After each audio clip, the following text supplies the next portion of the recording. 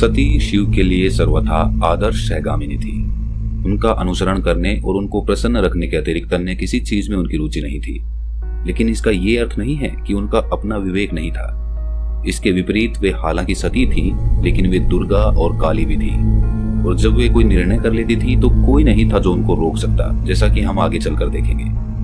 लेकिन इस समय उनको अपने उस राजमहल की विलासिताओं की कोई चाह नहीं थी, जहां तमाम तरह के सुख सुविधाओं के बीच उनका लालन पालन हुआ था। इस समय तो वे केवल अपने विलक्षण पति का अनुसरण करती हुई उनके पिशाचों और गणों के पीछे पीछे हिमालय की श्रृंखलाओं और चोटियों का भ्रमण करना चाहती थी। शुरू में तो वे उनकी तरफ ध्यान भी नहीं देते थे, लेकिन वे उनकी इस ऊपरी उदासीनता की परवाह किए बिना उनका अनुसरण करती रहती थी। एक दिन उन्होंने उनसे अकस्मात पूछा, तुम मेरे पीछे क्यों लगी रहती हो? उन्होंने उत्तर दिया, क्योंकि मैं आपकी धर्मपत्नी हूँ। तुमने मुझसे विवाह क्यों किया? उन्होंने पूछा। क्योंकि आपके बिना मैं अधूरी हूँ, उन्होंने उत्तर दिया। मेरे पास तुमको देने के लिए कुछ भी नहीं है, लेकिन मैं तो आपके सिवा और कुछ चाहत ही नहीं करती, उन्होंने कहा। मेरे पास ना तो कोई जनक है, ना कोई वंश है, और ना ही कोई संपत्ति ही है मेरे पास। ये विचित्र प्राणी ही मेरे सब कुछ हैं। मैं आपके अलावा और कुछ नहीं चाहती। जिनको आप अपना समझते हैं वे ही मेरे अपने भी हैं, उनका उत्तर था। उनकी दृढ़ता और प्रेम ने अंततः उनका हृदय पूरी तरह से जीत लिया, और उन्होंने अपने गणों से कहा कि वे उनको अकेला छोड़ दें, और जब उनको उनकी आवश्यकता होगी तो वो उनको बुला लेंगे। इसके बाद भगवान ने सती को अपनी बाहों में भर लिया और उनके साथ उसी तरह रति क्रीड़ाएं करने लगे जिस तरह कोई भी पुरुष अपनी नवविवाहित पत्नी के साथ करता है।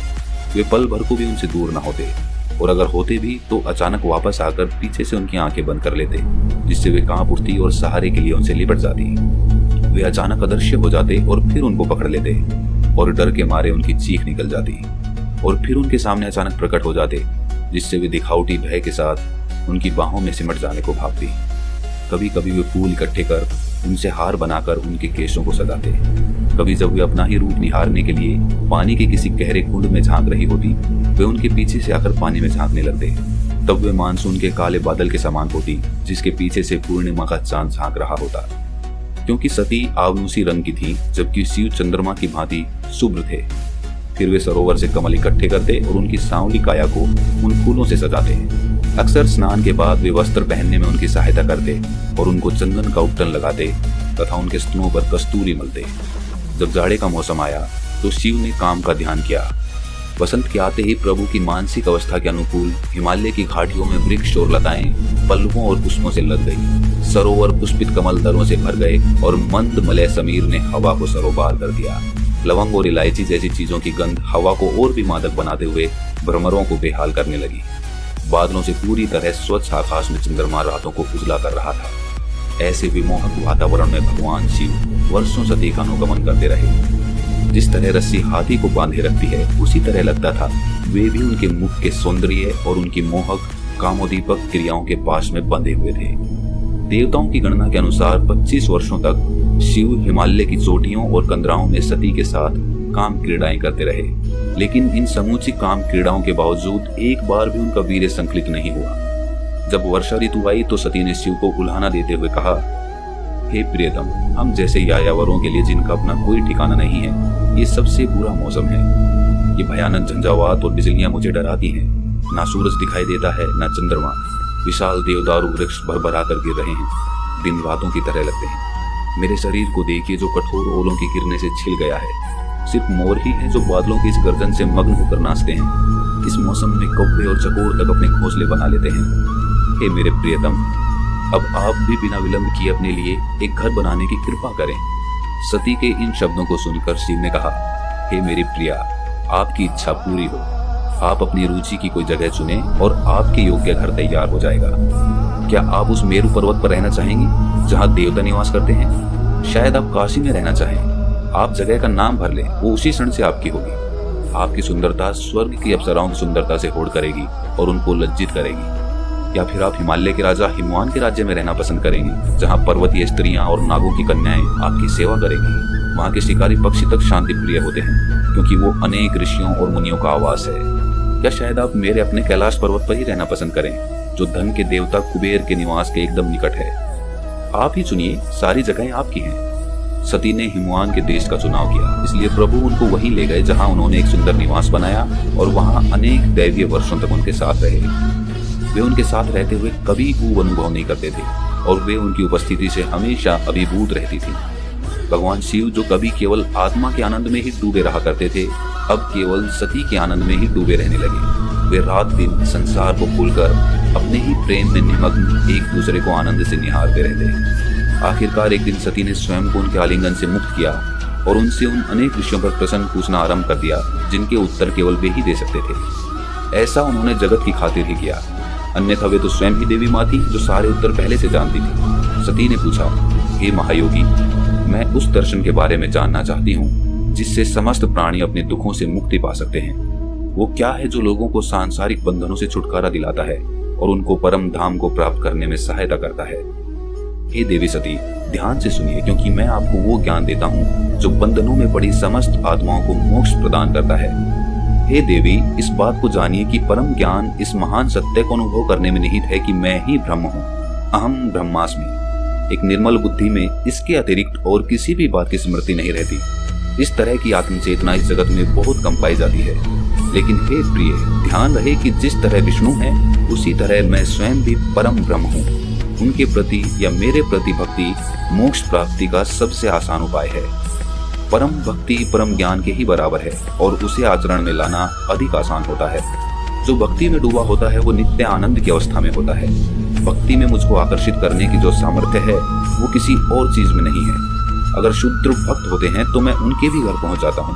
भक्ति के 9 गुण हैं: ईश्वर की महिमा का श्रवण करना, उनका गुणगान करना, हर समय उनका स्मरण करना, उनकी सेवा करना, उनके समक्ष अपने अहंकार का उत्सर्ग करना, अनेक रूपों में उनकी पूजा करना, उनको साष्टांग प्रणाम करना, उनके प्रति समर्पित होना और समस्त प्राणियों के प्रति मैत्री और दया की भावना रखना। भक्त हमेशा ये विश्वास करता है कि मैं जो कुछ भी उसके लिए देता हूँ वो उसके कल्याण के लिए ही होता है। वो सब कुछ मेरे लिए समर्पित कर देता है और अपने पास कुछ भी नहीं रखता है। जो ये 9 गुण हासिल कर लेता है वो सब कुछ हासिल कर लेता है, संपूर्ण ज्ञान और सांसारिक सफलताएं तथा अटल मोक्ष, सब कुछ। इस कलयुग में मुझे प्रसन्न कर सकने वाला भक्ति के मार्ग से अधिक आसान कोई दूसरा मार्ग नहीं है। निरंतर अवनति की ओर जाते इस युग में ज्ञान या आध्यात्मिक साधना और वैराग्य या अनासक्ति का दुरुपयोग हो रहा है और वे उपेक्षित हैं।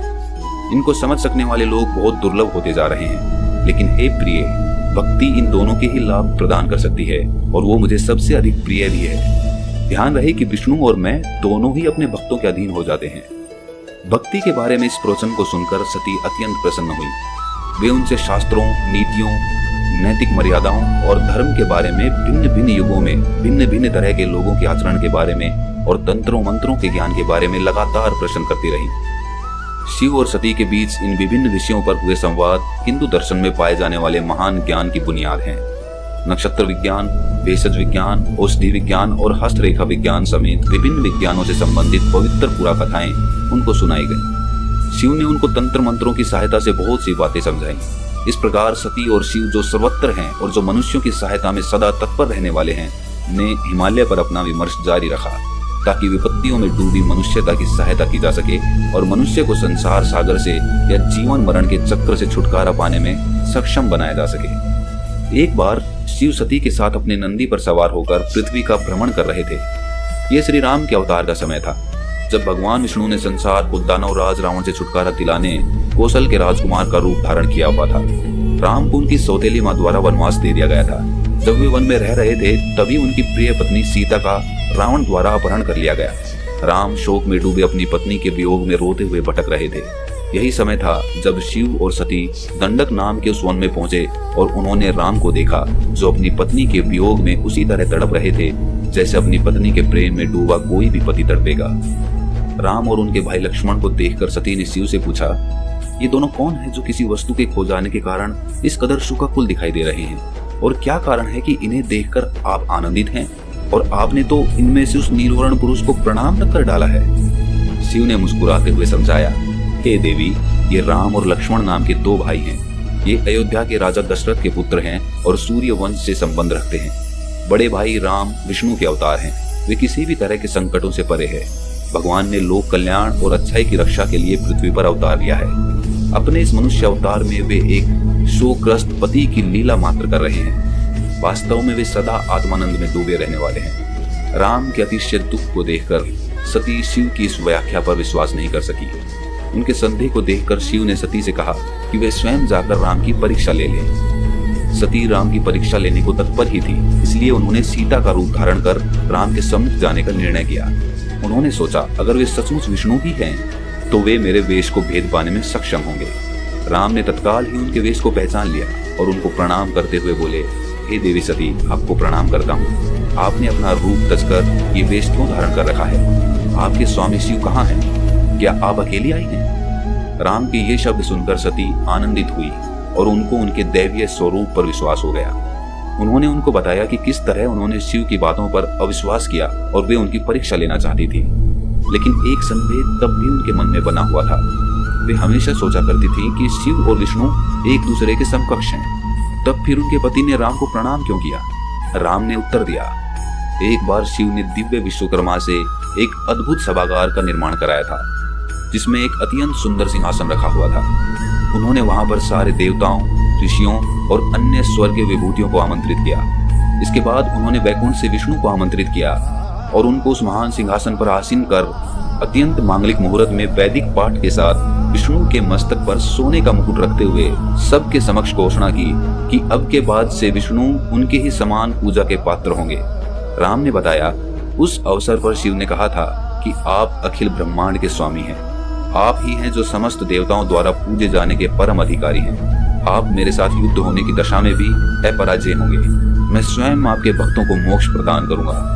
इस प्रकार शिव ने कहा था और उस समय के बाद से शिव मेरी पूजा करते हैं और मैं शिव की पूजा करता हूँ। सती ने जब ये सुना तो वे संतुष्ट हुई, लेकिन अब उनको अपने पति के शब्दों पर अविश्वास करने को लेकर क्लेश हो रहा था। जब वे शिव के पास लौटी तो वे दुखी और उदास थी। उनकी इस मानसिक अवस्था को देखकर शिव ने उनसे उनके दुख का कारण पूछा। उन्होंने अपने संशय शिव को बताए और उन्होंने तत्काल ही विष्णु को दिए गए अपने उस वचन के बारे में सोचा कि यदि सती ने कभी भी उन पर या उनके उपदेशों पर संदेह किया तो वे उनको तज देंगे। यद्यपि उन्होंने उनसे इस बारे में कुछ भी नहीं कहा, लेकिन वे समझ गई कि उनके मन में कोई विचलित करने वाला विचार पैदा हो चुका है। और हालांकि उन्होंने उनके प्रति पहले की ही तरह प्रेमपूर्ण व्यवहार करना जारी रखा, लेकिन दोनों को ही इस बात का एहसास हो चुका था कि जल्दी ही कोई ऐसी घटना